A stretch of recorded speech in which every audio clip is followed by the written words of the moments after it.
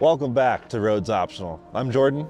I'm Austin. And we're gonna hit the Switzerland Trail today with my Jeep Unlimited, original Unlimited, so the two-door long wheelbase, LJRs they call it. And we've done some videos with this Jeep already, a couple modifications, a nice introduction to what it is, why it is, etc. But yeah, this is a Lexus GX470 owner, and he's gonna see what he thinks of a Jeep.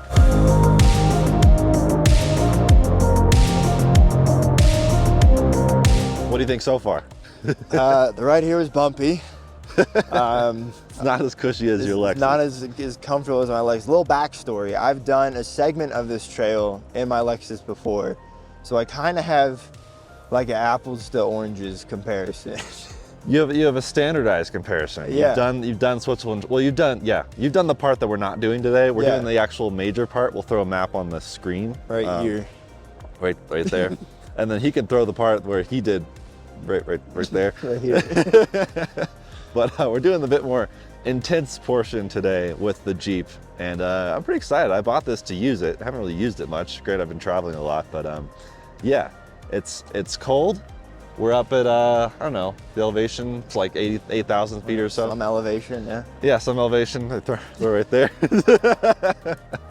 And gonna see what he thinks of this thing. So we'll probably take turns driving and riding and just have some fun on this trail. It's a pretty cool trail, pretty interesting trail. I'm actually doing a whole video on the Switzerland Trail itself. Today is mostly focused on a Lexus/Toyota owner's perspective of just the rugged old Jeep. So it's not that old, and people actually think it's newer than it is just because of these halos, which is funny. They're clearly not even the fanciest halos, but 05 or 06? This is 05. Only 2 years older than my Lexus. That's true. But the GX was made in the same model, or not the same, but 03 to 09. Yeah. And this stopped in what, 06 was the last year? This was 06 was the last year. 97 was the first year. So the TJ had a pretty long running, but this is the TJ long wheelbase, which might help a little bit. This is not really a very hardcore trail.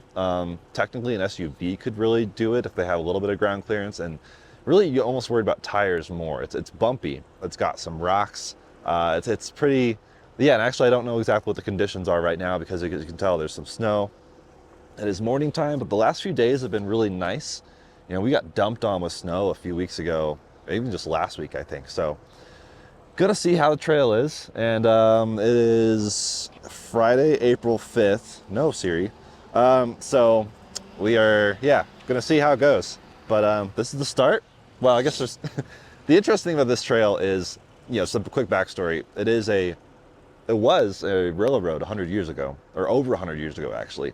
It was decommissioned in 1919, I think it was. So Switzerland Trail was kind of a railroad situation, narrow gauge, kind of 3 foot. And so that's why the whole thing is relatively flat. There's not a lot of up and down. It's mostly along the ridges of mountains.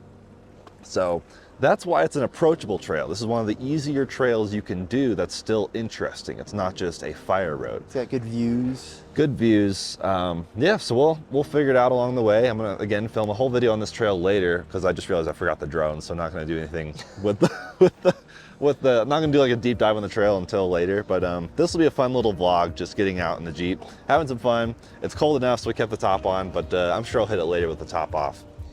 So I'll get us started here. We're gonna throw it into 4 high, just so we got some 4-wheel drive. And yeah, really no need for any lockers on this trail. At least not that I know of, knock on GM plastic. And yeah, just threw a GoPro up there. Curious how you guys film your trails, if you do any sort of filming. I mean, GoPros are just such a great invention. They've gotten so freaking good, it's crazy. But yeah, I'm guessing we're gonna get fairly wet, fairly dirty. Probably some mud because when snow melts, it becomes water. But that's crazy. It's crazy. But yeah, this is a manual Rubicon, so pretty fun, pretty capable, and yeah, we'll just see how this goes. I don't know. We'll report on things along the way. Austin will report his thoughts and feelings about Jeep things. Again, I'm on a not so great 2-inch rough country lift, so there's a lot better things out there. It was bought that way? It was bought that way. Not spend your own money on that? I didn't do it. But curious if any of you guys have recommendations for for a better lift situation. I don't want to go crazy, honestly. Like, I'd be good with just 33s and a fairly simple lift. I know I can do a body lift as well, but yeah, definitely some big puddles out here. This is pretty wild. I think we're definitely gonna get this thing wet. Have to go get a car wash again. I feel like you just cleaned this thing. Yeah, I guess so. I don't know if the camera is picking up just quite how jarring this is. It's pretty wild. We aired down a little bit, but we don't have a compressor, so we wanted to keep enough air in the tires to where we can still pretty safely and comfortably drive home. Yeah. Or at least back to town. We so. came prepared. Very prepared. All right, so we're gonna get some POV of us going over the whoops. So Austin, what's your impression so far? I will never install anything rough country on any vehicle I Hey, own. this is rough country out here. Yeah, this is- matches it. I mean, maybe they weren't lying. Look at this puddle. This is dope. This is very cool. Like in a little 0.5 definitely doesn't quite capture just how narrow and cool this feels. I mean, the 0.5x camera though is less stabilized than the 1x, so you maybe are seeing a bit more of what we actually I hope experienced. so. But yeah, you definitely see. Dude, honestly, our saving grace might be some of the snow on this trail. Yeah. Like making it Smoothing it more out a little smooth bit. than it would normally be. But right up here, we're going to get some actual views. I mean, part of the reason this was a railroad is for tourism, and so naturally they're going to find some spots that look gorgeous. It's very cool, yeah. Wow, look at that.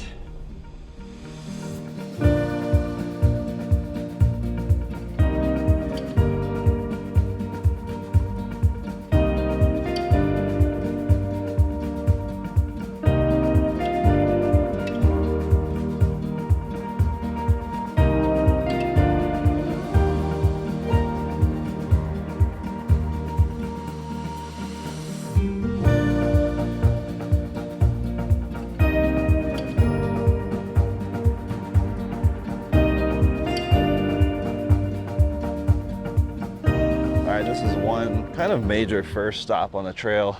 We're gonna trade drivers, and yeah, as you can tell, pretty sweet camping spot. I have personally camped here. This actually does go down a little bit further. There's like this camping spot, which is like almost like a false peak, and then a little bit further down is another camping spot. So if you're ever on Switzerland Trail and you see someone here, keep in mind there may still be room down there. But yeah, if it's a nice weeknight or weekend especially, you gotta get here at a decent time to score the location. But hop in, keep going. Let's see what the actual Lexus owner thinks of driving this thing. I mean, on one hand, your car is sick. It's got a V8, makes some good power. 4.7 liter V8.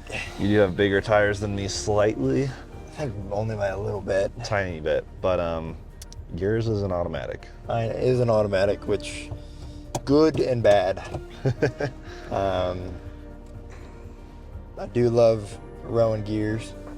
And it really is rowing. Like, this is a nice Mercedes built 6-speed transmission for the late TJs. Feels nice and solid. You're never really unsure of where you are in terms of gears. When I drove this for the first time yesterday, I was really pleasantly surprised at the shifter feel, and then Jordan explained to me that the reason I was pleasantly surprised is because it's not American made.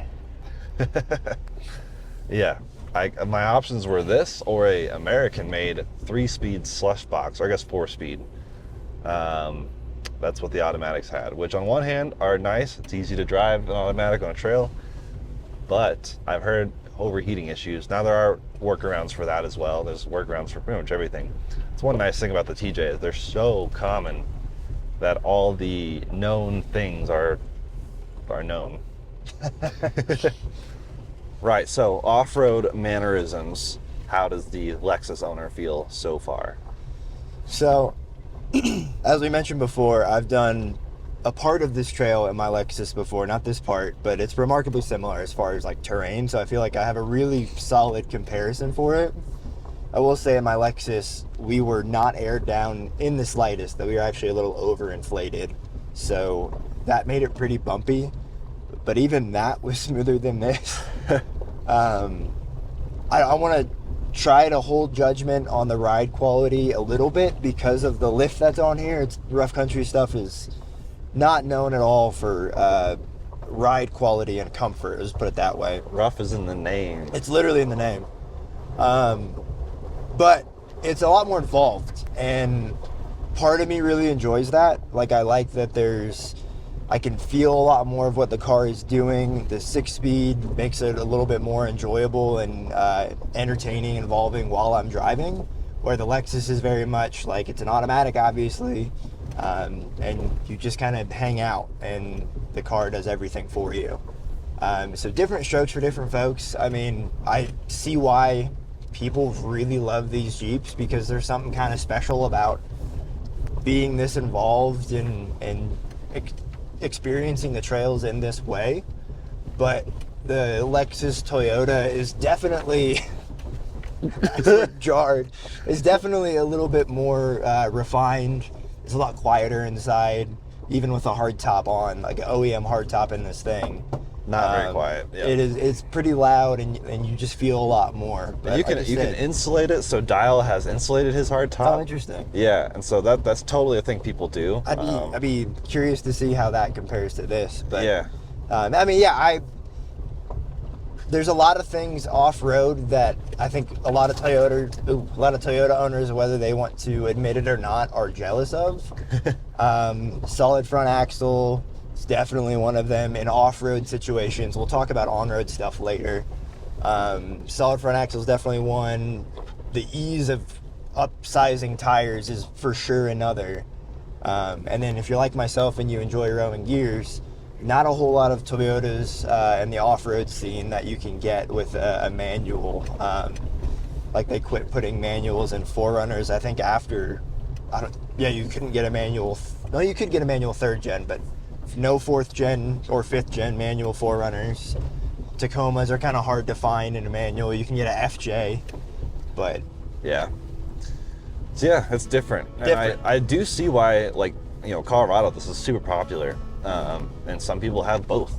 Yeah. And I totally get it. Like, I don't think it's silly to have 2 different types of off-roading capable vehicles. And, sometimes it's like nice to have a daily driver that's a bit more comfortable, can still do some trails, but then you have like a bit more dedicated hardcore trail vehicle that's clearly less good on road. So again, we'll get on the on-road stuff at the end of this video, just on the drive back, see what Austin thinks. But off-road, it's a good way to put it. Different strokes for different folks. Yeah.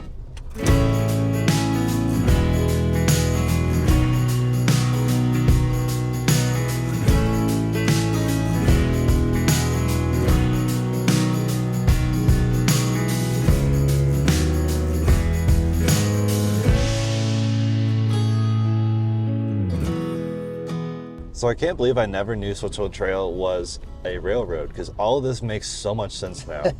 The fact that they literally sliced through this canyon to make it smooth. And Mother Nature is incredible. And the fact that the grades of the hills are so gradual, it all makes perfect sense now. It is funny how bumpy it is. Basically 100 years ago, it was a perfectly smooth railway bed, and they had to build up to the bed. And now it's, the last 100 years, it's all carved itself away down to rocks. So it's not much of a maintained trail. It's just self-maintained, I guess. I was just what happens, happens. And so that's why it's super rocky. Not, I don't think it's ever no one ever comes out and clears snow or anything. It's just, is what it is. Yeah, there's a Onyx report from about a week and a half ago where it was a 5th gen 4Runner, and they said that I think they eventually had to turn around because the snow is so deep. Yep. Because you said you got dumped on with snow week or so ago, 2 weeks ago? Yeah, just about 2 weeks ago. But as you can tell now, we're seeing some snow. There's a couple clips we've got of some snow kind of on the trail or just off the trail, but it's pretty clear now. It's gorgeous. I mean, yeah, this is, the mountains over there are just awesome. It's not super hardcore, high up rocky stuff, but this is actually a pretty good trail to do in the spring, just depending on how recent the snowfall was, because as you can tell, It gets a lot of sun, at least parts of it do. So I don't think we'll have to worry about snow much. And yeah, it's not as high elevation as some of the more hardcore trails further out in the mountains that are just completely snow covered. It's like, I don't know, 47 degrees right now. And honestly, like, we'd be okay with the top off at this point. Yeah. And that's, I think we could agree, is one perk.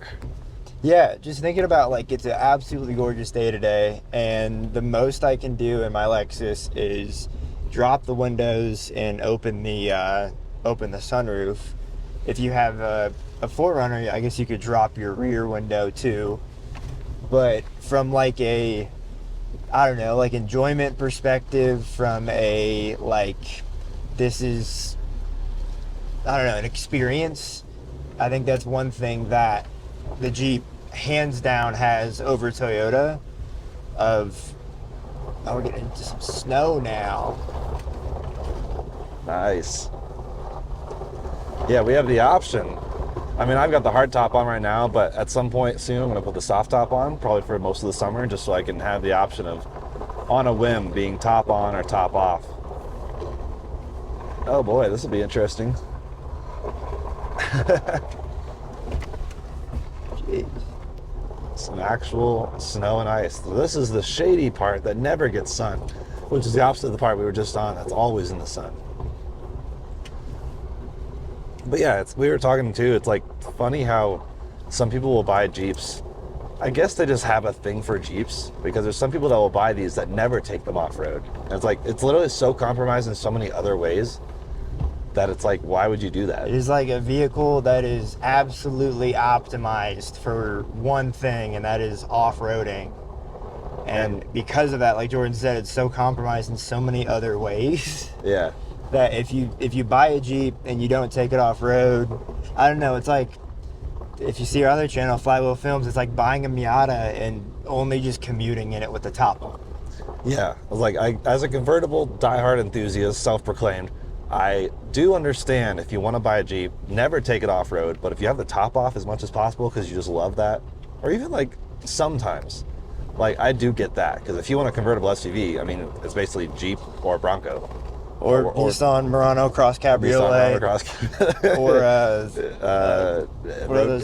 Zuzu Rodeo Sport. Zuzu Rodeo Sport.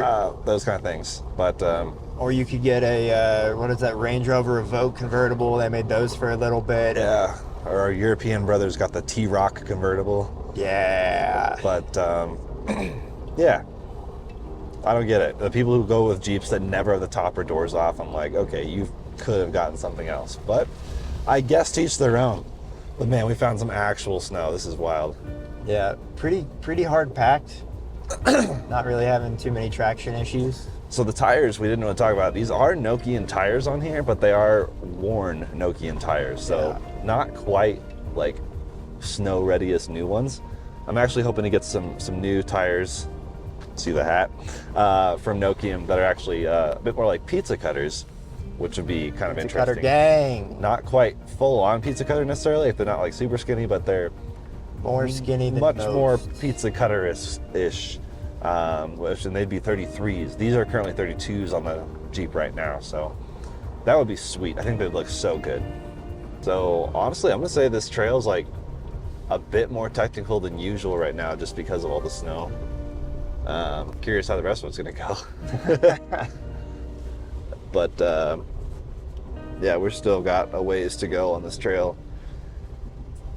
But most of the times, like in summer, I think SUV could handle it if you have with decent clearance. Decent ground clearance. And but right now, without you gotta low have like profile tires. Yeah, right now, if you had low profile tires and any sort of actual ground clearance, you'd be toast. Yep. Or yeah, no ground clearance. We just rode through a section where there's two ruts and probably about, I don't know, 6 to 8 inch snowbank in the middle. At least 8, yeah, 8 or 9. We would have been not good if we didn't have a Jeep level amount of ground clearance. We're in the snow. Yeah, jeez. Get back on the trail. Back on the trail. Dude, I'm trying. Oh god. Oh god. That was sketchy for a second there. We were on the. That's a cliff. Oh God. Addie, you didn't see that. She doesn't watch our video. That's good. I think mom and dad do that. Oh no.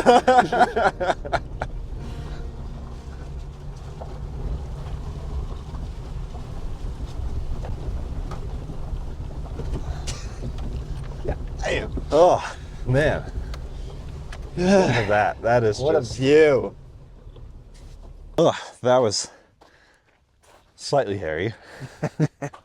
But these things did it. I really do think I need some new tires with just refreshed snow capabilities.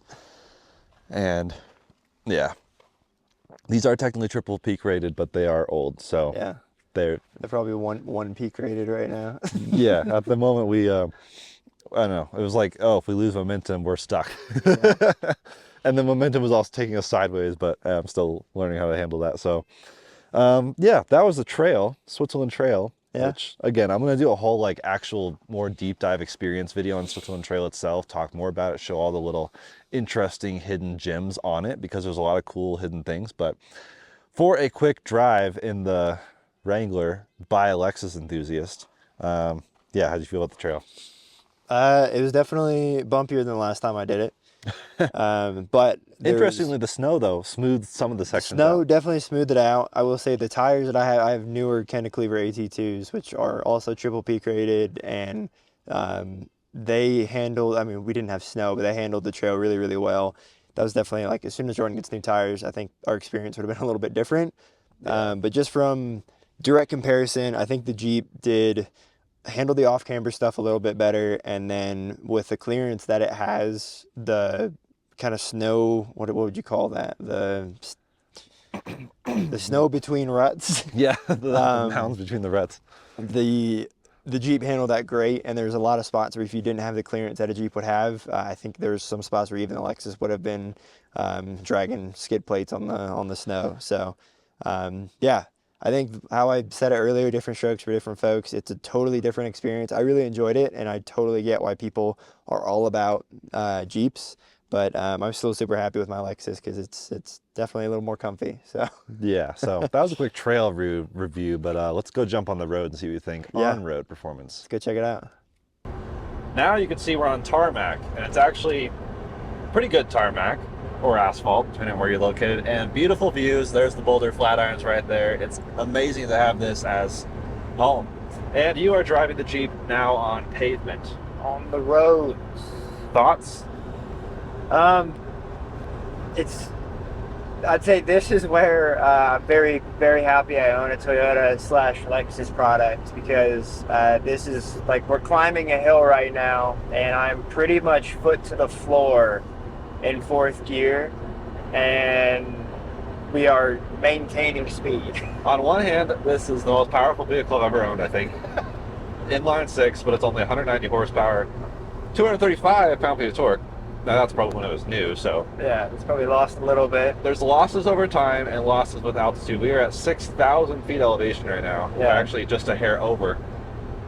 So it's, yeah. Slouch a little bit, but not just the power. You do have a point. You have a bit more steering input, I'm guessing, required in this Jeep than your Lexus. 100%. So to keep it tracking straight, the Lexus, I could not touch it at all. And it's just gonna go the direction it's pointing. This can do that It on can. a perfectly non-windy day on a flat perfectly road. flat road. Speaking Like, of wind. We got some serious wind like starting to happen. Actually severe wind hitting this weekend, so. Getting a taste of it now, and yeah, I think just overall, the Lexus has much better road manners. With the hard top on, it's still pretty loud in here. We're going like 55, 60 miles an hour. Definitely more insulation. I mean, Lexus is a luxury vehicle. 4Runners are still pretty quiet though. And this is more involved, and I do like rowing gears in this. But someone just blew by us. A RAV4. RAV4. Blew past our doors. How timely is that? Driving it for an experience of around town with the top off, just kind of puttering around to go run an errand, that'd be awesome. But we got caught up in a little bit of stop and go traffic earlier, and that was not fun. I would rather drive like Jordan's Miata, for example, in a situation like that rather than the Jeep. It's not a hard manual to drive, but it's a little bit more labor intensive. Yeah, you're not just chilling. But You're not just chilling. for puttering around town, it is pretty fun. It's pretty cool. Top off. Like, Yeah. It's like driving a tractor around town, and I think that's a blast. But again, different strokes, different folks. We should call this that video. Yeah. Call it this For video. real. I would say this kind of goes back to like, depending on what you're using it for, like I've driven my Lexus literally on this exact road at elevation, and the 4.7 liter V8 handles it like a champ. Like, you don't wish you had more power. And with the Jeep, there are times that I've driven it today where I wish I had a little bit more power, or I wish it was a little bit more refined or easier to drive. Like coming back from Switzerland Trail, going down the twisty pass, there's always like, you don't want to take corners that quickly in a Jeep. Yeah, I mean, this makes me really glad I didn't get the short wheelbase two-door with the 4-cylinder. I think that would be much. The LJ only comes with inline 6 because I think it's just heavy and big enough that they're like, okay, this needs the max power. And Yeah. I bet at sea level this would be a bit more engaging. We do lose significantly noticeable power at over a mile in height and elevation. I mean, the Miata feels super fast at elevation or at sea level. This would too. Not fast, just faster. I wonder how this would do in a drag race though. The left here. But yeah, that's quick on road. So we'll give our final thoughts back at the house, but it's all right. The wind is making it a bit challenging. Yeah, this drive, we just kind of crested over a hill, and now we're getting kind of blasted by it. And Yep. there's a lot of work going on keeping this thing in the lane. It's super windy. We Very weren't kidding. windy. The wind is picking up dramatically. These mics though are insane. Great mics. Rode wireless. Honestly, any of the wireless stuff by Rode, DJI too. It's all pretty good. But good. yeah, final thoughts. Lexus owner driving a Jeep Wrangler. Worst enemy. The absolute worst. I'm supposed to hate this guy right here. No, I really enjoyed it. I think this is like the 7th time we said it. I think it's different strokes for different folks. It really depends on what you value when it comes to driving off-road, and what you're going to be using the car for, just as a vehicle. I think that a lot of people choose Jeeps correctly, and I think a lot of people probably choose them incorrectly.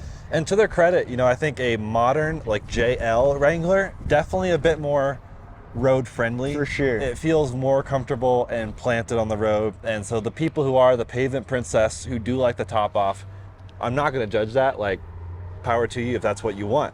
I just criticize people who buy the complete wrong car for the thing and don't ever use it. It's like, why would you even do that? So it's not so much Lexus versus Jeep. It's more of Lexus owner's thoughts on a Jeep because he understands the place for both vehicles. And sometimes, I wish I had a Lexus GX470. And there's definitely, I think this comparison to my Lexus is a pretty spot on one, because we've got their similar time frames with similar prices. So I think the comparison of me driving this is about as fair as it gets. From if I was driving a 2018 GX460, sure, would compare it to a JL, JK. Yeah. But time period for time period. The same type of thing. And honestly, I'm kind of thrilled we've got completely different vehicles, because we can experience each other's vehicles. Which is the best way to do it. Yeah, and live with it. So just make friends or have a brother that will buy different cars than you, so you get to try them out. Yeah. Pro tip. So, fun video. We do have a build walk around kind of his GX470. We're also going to do one for our friend Timon soon. He's got a really sick GX470. They're like GX470 buddies. And more rig rundowns to come, more experiences with this car. We'll definitely check out some more trails. I hope to do like a more dedicated video on Switzerland Trail once the snow melts, although the snow honestly made it pretty interesting. It did. I think it would have been not boring per se, because the views are still great, we're still out in nature, but it wasn't very technical. Not at all. Except for the snow. Yeah. So that's something to consider, honestly, if you're interested in Switzerland Trail. But we'll definitely document more trails. We'll do more things on this channel. Let us know what else you want to see here on Roads Optional. So till then, take care. Cheers.